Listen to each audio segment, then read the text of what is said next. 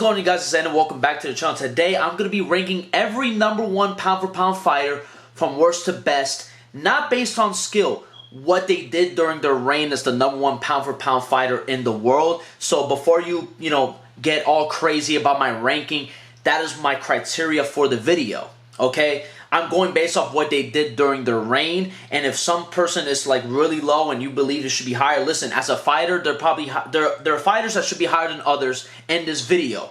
But specifically what they did as the #1 pound for pound fighter, that's how I'm ranking every single one of these guys. There's only 9 guys who have been #1 pound for pound, and I'm going to rank them from worst to best.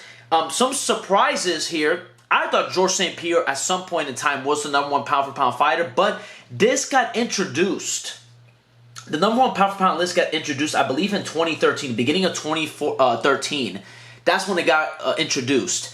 And he was never a pound for pound #1 fighter. I thought Conor McGregor, at least after his win against Eddie Alvarez becoming a double champ, was the #1 pound for pound fighter. He's not in it either.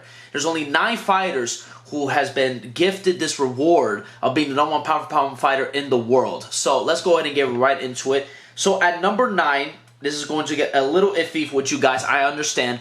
Jose Aldo's at my number 9. Reason being, he was the champion, obviously, during this time. It was from 2015, I believe, of March.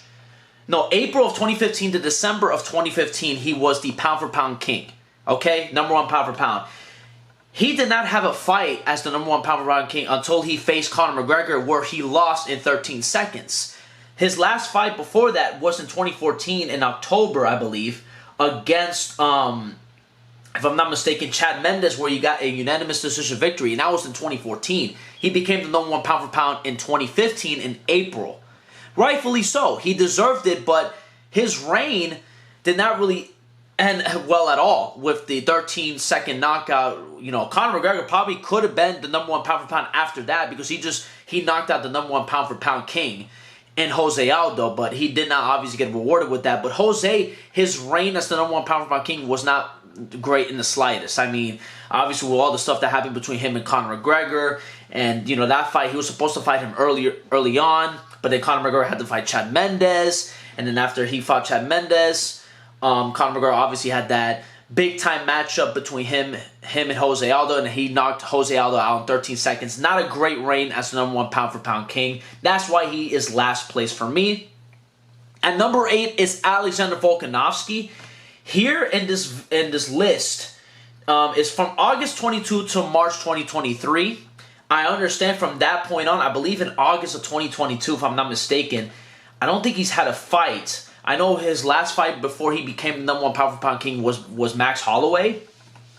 But, he had that one loss, obviously, due to the fact that he lost to Islam Makhachev. He still was the #1 pound for pound king up until John Jones had his fight against Cyril Gane, and then then John Jones became the #1 pound for pound, king after that. So it was a short-lived reign, but, it was pretty much a 1A, 1B situation. Then he did have that fight between him and Yair Rodriguez, and he had a victory. You can definitely mix match, this one and Jose Aldo. If you want to say that Volkanovski's, reign as pound for pound king is worse, you can definitely say that. But he had a competitive fight against Islam Makhachev versus with Jose Aldo. The way he lost it was a lot worse than how Alexander Volkanovski lost his pound for pound reigns. You know what I mean? He still was the #1 pound for pound king even after his fight with Islam Makhachev. So obviously, a lot of people still believe that he was one of the best fighters on the planet. Not saying that people just gave up on Jose Aldo after his loss, but a lot of people were like, damn, Jose Aldo losing like that was absolutely terrible for him. You know what I mean? But I have Volk just slightly, it's not like a huge gap between these two guys. I think he's slightly ahead of him just because, he still was the #1 pound for pound king after the fight between him and Islam. And the only person to dethrone him was John Jones. You know what I mean? So that's why I have Volk over Jose Aldo. So that's my number 8. My number 7 is Islam Makhachev. He's the current pound for pound king right now. He's the #1 pound for pound king of the UFC. And I do believe he's going to be the #1 pound for pound guy for quite some time. I don't think anybody's going to dethrone him aside John Jones again. if John Jones beats Stipe Miocic at some point in time, and I think that John Jones will be the number 1 pound for pound guy for a few months, and then they'll probably give it back to Islam Makhachev. But even then, they might still keep it on Islam. If Islam beats Justin Gaethje and Islam beats Oliveira, like he beats these two guys, who's to say that he cannot just stay the number 1 pound for pound guy on the planet? Because to me, he is the best fighter on the planet right now. And it's kind of close. Him and Jones, to me, are pretty close. But I still believe, in my opinion, that he's the number 1 guy right now. He's just so dominant. His last few fights, even with his fight against him and Volk the first time, I mean, you can argue and say that he won 49-46. You know what I mean? So, and then he had that knockout victory against Volkanovski. I understand that Volkanovski, it was 11 days notice, and it was not too much time, for Volk to prepare. And if Volk had more preparation, he would have had a better performance. But still, Islam was, to me, the best fighter out of these two guys. I think he's the best fighter on the planet right now. I think, and it's not really particularly close. Only him and Jones, to me, right now, are on the same level, in my opinion. So I put him right now here because he still has more to prove, in my opinion. I think he's going to, after a few more wins, he's going to be up above a lot of these guys that I'm about to name. Just give us some time, and he's definitely going to be climbing up the ranks, not just as the number 1 pound for pound guy, but one of the greatest fighters of all time. I genuinely believe that. That's what it's looking like it's going to be. That Islam is going to be one of the greatest fighters of all time. That's the trajectory right now. So I have him at number 7. At number 6 is Kamaru Usman. Kamaru Usman, I put him here because he did have a pretty solid reign. From October 21 to August of 2022. In October 2021, he had one fight after that in November against Colby Covington, where he did win by unanimous decision. A lot of people could have argued that he lost, but he won. In my opinion, it was a very close fight. That was an extremely close fight. But Kamaru Usman, bro, his reign before he became the number 1 pound for pound king also adds to this as well, obviously. But he did win one fight, and then obviously he lost to Leon Edwards by a head kick KO. But he was dominating that fight as well. But listen, he lost. He got knocked out cold. But he won one fight and he lost one fight as the number 1 pound for pound king. And I feel like I had to put him above Islam. Islam hasn't done enough yet. Who knows what Justin Gaethje could do against Islam Makhachev. Even though I do believe Islam is going to win, I can definitely see there could be a world where Justin Gaethje knocks out Islam Makhachev, and we'll be saying, oh yeah, Islam is last place when it comes to the number 1 pound for pound king. But Kamaru Usman, he was able to be successful as the number 1 guy and beat Colby Covington by decision, and then obviously for over almost a year, was the number 1 pound for pound guy from October 2021 to August. I believe that's how many months? 9 months? Close to 10 months, I believe. My math is fucking horrible. Listen, I don't give a shit. Shut up. No, I'm kidding. I'm sorry. I didn't mean to say that. But I have to put Kamaru Usman here. I feel like at number 6 is the rightful place for him. I think his reign, but even before he became the number 1 guy, I felt like he probably deserved it even a lot sooner than October of 2021. You probably could have gave it to him like early on in 2021. That was his year. He was the best fighter of the year in 2021 by far over everybody. I'm just being honest with you. So I have to put Kamaru Usman at the number 6 spot. At number 5 is Daniel Cormier. The reason for this, I understand he only won one fight, but the one fight was extremely significant. Became the double champion of the UFC. Beat the heavyweight GOAT and Stipe Miocic. Went up in weight and knocked him out to become the number 1 pound for pound king and to become a simultaneous champion in light heavyweight and heavyweight, the 2 biggest divisions in the UFC. The significance of that, for me, puts him over Kamaru Usman, because Kamaru Usman, even with the victory that he had against Colby Covington, it wasn't as dominant, in my opinion, as when Daniel Cormier knocked out Stipe Miocic. So I have to put Daniel Cormier for that significance. And also, I believe, if I'm not mistaken, he did get a victory as well, and he submitted, I believe it was Derek Lewis. Even though Derek Lewis, not the greatest fighter ever, he still was able to get a victory. And I believe that was during his reign as number one pound for pound, if I'm not mistaken. I think he was able to get a victory over Derek Lewis, I believe, and he was the number one pound for pound guy. I think he fought him like a little bit after, like I think a few months after. It was UFC 229, and then I think UFC 230, and I think UFC 230 did happen from those time periods. At UFC 230, he fought Derek Lewis, and that was during the time that he was the pound for pound king, and he got a victory. And yes, he did lose, he lost by knockout. But the significance of the double champion and getting a title defense under his belt as well, I put him over Kamaru Usman strictly for that reason. So that's my number, I believe, 5th spot. At number 4 is Khabib Nurmagomedov. The reason why Khabib is here this high is he went out on top. He went out as the number 1 guy, deservedly so.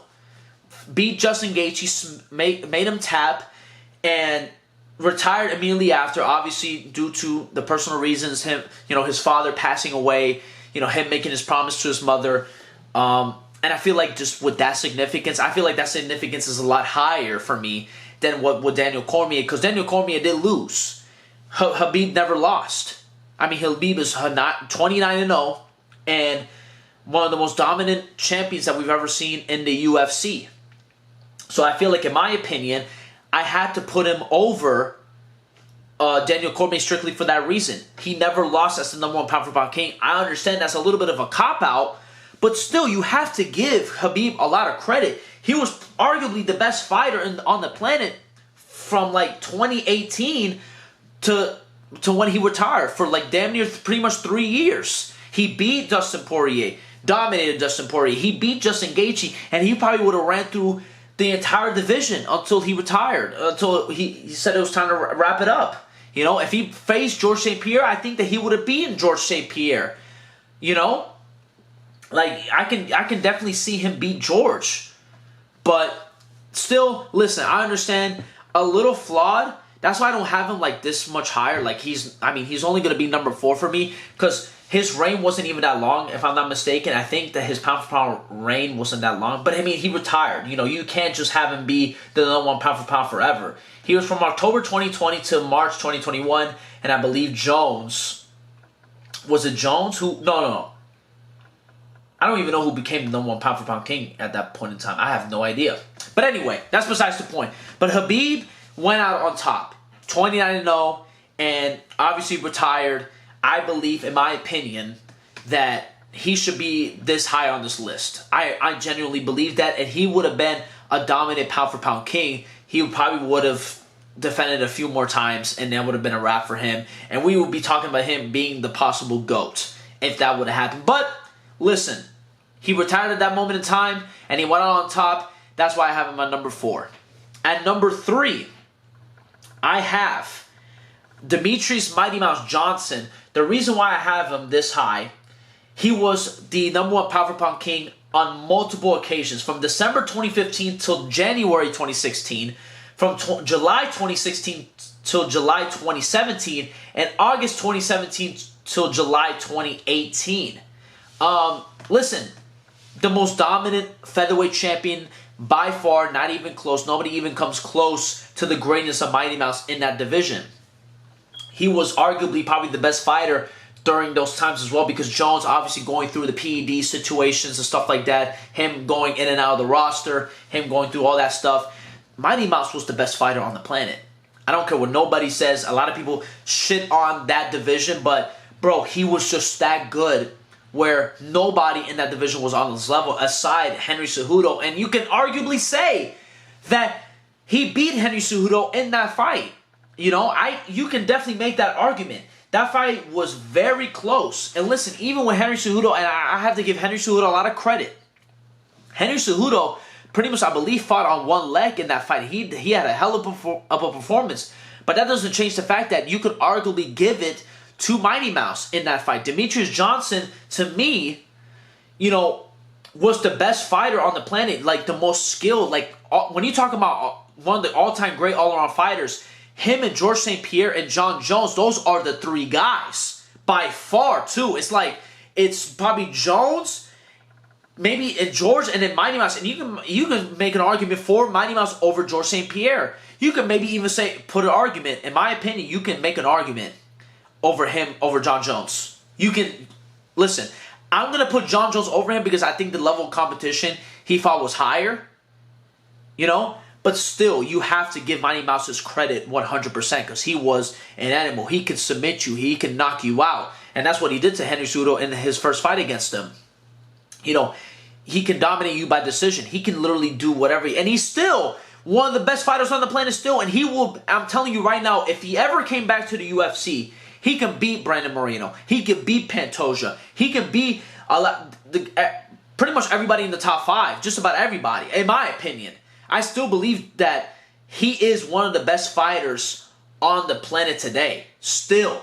That's how great he is. His greatness is solidified, and I do believe, in my opinion, Mighty Mouse deserves to be at the I believe I put him at the number 3 spot. An amazing champion. I believe 12 title defenses, if I'm not mistaken. And you can shit on the competition all you want. He was dominant, and he beat everybody in that division. He was the king of that division, and he deserves to be at the number 3 spot, in my opinion.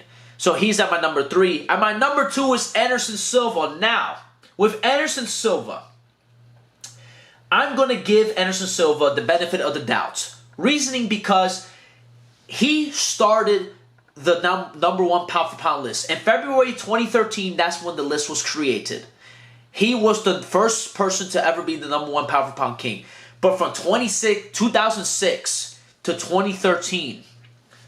He was definitely by far the best fighter. He was the GOAT at that time. Like before John Jones even came into the picture, it was Anderson Silva. Anderson Silva was by far the GOAT of the sport during that time. And in 2006 to 2013, he would have been the number 1 pound-for-pound king from that time till, you know, when he lost to Chris Weidman, which was in July of 2013, if I'm not mistaken. That's when he relinquished his title. Yes, in July 2013, when the TKO loss that he had against Chris Weidman, then he no longer became the number 1 pound-for-pound king. He was by far, from 2006 to 2013, the best fighter on the planet. Him and Jones were definitely, and George St. Pierre, I gotta give George St. Pierre some credit as well. But Anderson Silva, I mean, he was the guy. He was the guy of the UFC during those times. I mean, there's no debate about it, in my opinion. You know what I mean? So Anderson Silva is going to be this high, even though his official pound for pound wasn't that long. I mean, February to July, how many months? That's barely any time as the number 1 pound for pound king officially. But you know, if this pound for pound list was made from the very beginning, he would have had probably the longest reign as the number 1 pound for pound guy. So I have to put him at the number 2 spot because listen. I can't fault him just because he started the list in 2013 and then he lost in the same year. I can't fault him for that because before that time, he was running through everybody. He was beating everybody in the middleweight division. He was by far, and he still is, the number 1 middleweight ever, you know, and he's top 3 probably all time, or, you know, well, definitely for sure solidify top 5, but argument for a top 3 for sure, right? So I have to put him here. I think he's number 2. But at number 1, I haven't said his name. Well, I said his name. But John Jones is number 1. I mean, let's just be honest. John Jones is number 1. Look at all of his reigns as the number 1 pound-for-pound king. I'm going to say, listen, this is long. Pause. July 2013 till April 2015. January 2016 to July 2016. July 2017 till August 2017. August 2019 till October 2020, March 2021 till October 2021, and March 2023 till the present. Well, he's been dethroned by Islam Makhachev. So it was pretty much March 2023 till what? October 2023? Bro, John Jones, the greatest fighter of all time. The longest reign, I believe, as the number 1 pound-for-pound king. What else can you really say? I understand a lot of people like, oh, the reason why he lost those, you know, pound for pound is because of PEDs. I understand that. But still, John Jones when you think of number one pound for pound, you don't think of anybody else but Jon Jones. Can we agree on that? He is the number one pound for pound guy. He'll probably, if he retires and beats Stipe Miocic, they will just give him that number one crown just because it's Jon Jones and his legacy and just the meaning of him beating Stipe Miocic. Even to a lot of people, it won't mean much. Still, he beat the heavyweight GOAT, right? Jon Jones is number one pound for pound. He's the greatest fighter of all time. His greatness is the reason why he's... I mean, listen, not just his reigns, but for him as a fighter, I mean, bro, he's for sure number one pound for pound. He is the definition of number one pound for pound in my opinion. I mean, like, come on, let's just be honest. Whether you like him or hate him, or feeling different about him, Jon Jones, to me, is the best number one pound for pound fighter, that's ever been ranked as the number one pound for pound fighter of all time. For sure, in my opinion. I think listen, say what you want as him as a human being, but as a fighter, shit, bro, he's fucking good. He is very good. He's a hell of a fighter. So, that is my list. Let me know what you guys think. Obviously, I think a lot of you guys might disagree with it. Listen, it's all up to interpretation. This is opinion at the end of the day. I'm just ranking it based off what they did. And listen, a lot of these guys, their reign as number one pound for pound isn't really all that great. The only person really, Jon Jones is the only guy that had really good reigns as number one pound for pound king, right? So yeah, but anyway, that's pretty much it. Thank you guys so much for watching, and I'll see you guys soon with another video. Peace out.